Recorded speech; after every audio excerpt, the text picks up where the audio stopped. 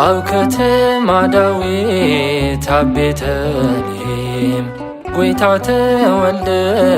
ካብ ድንግል ማርያም ምስጋና ብኣርያም ምስጋና ብምድርን ሃሌሉያን ትብሉ ሰብን መላእኽትን ምስጋና ብኣርያም ምስጋና ብምድርን ሃሌሉያን ትብሉ ሰብን መላእኽትን ኣብ ከተማ ዳዊት ኣብ ቤተልሔም ጐይታ ተወልደ ካብ ድንግል ማርያም ምስጋና ብኣርያም ምስጋና ብምድርን ሃሌሉያን ትብሉ ሰብን መላእኽትን ምስጋና ብኣርያም ምስጋና ብምድርን ሃሌሉያን ትብሉ ሰብን መላእኽትን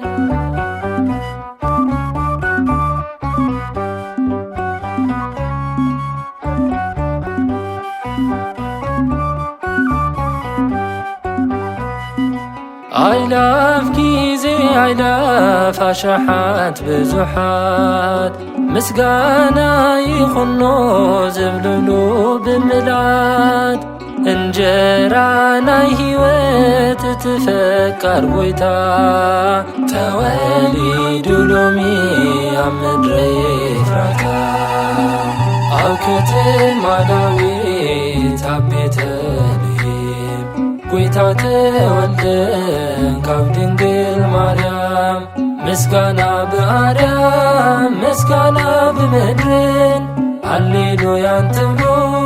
ሰብን መላእኽትን ምስጋና ብኣርያም ምስጋና ብምድርን ሃሌሉያን ትብሉ ሰብን መላእኽትን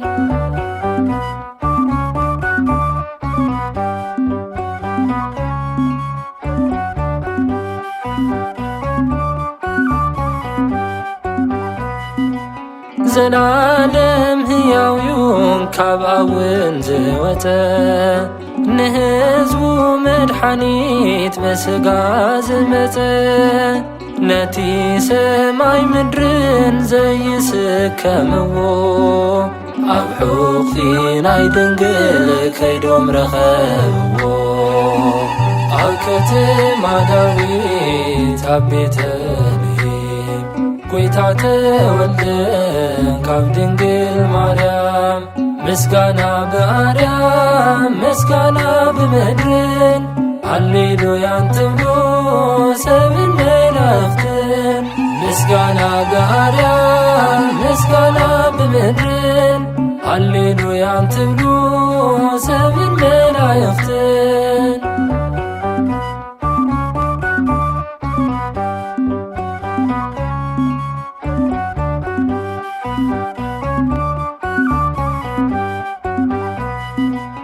ሓይላትን ስልጣናት ዘውዶም ዝደፍሉ ፍጥረታት ውን ኩሎም ስግደት ዘቕርብሉ ኣማኑኤል ሕያው ተረኽበ ምሳና ንኽንመስል ምስሉ መሲሉ ምስልና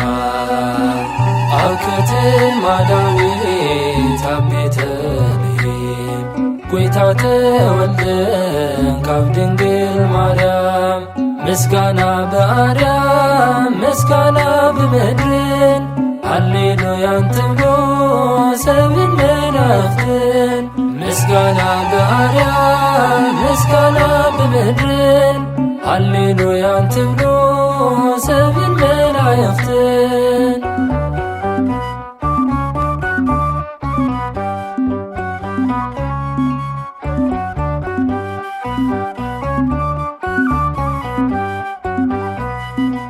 መደምደምታ ትንቢት ትጽቢት ናይ ዘመናት ብውዝ ኾነ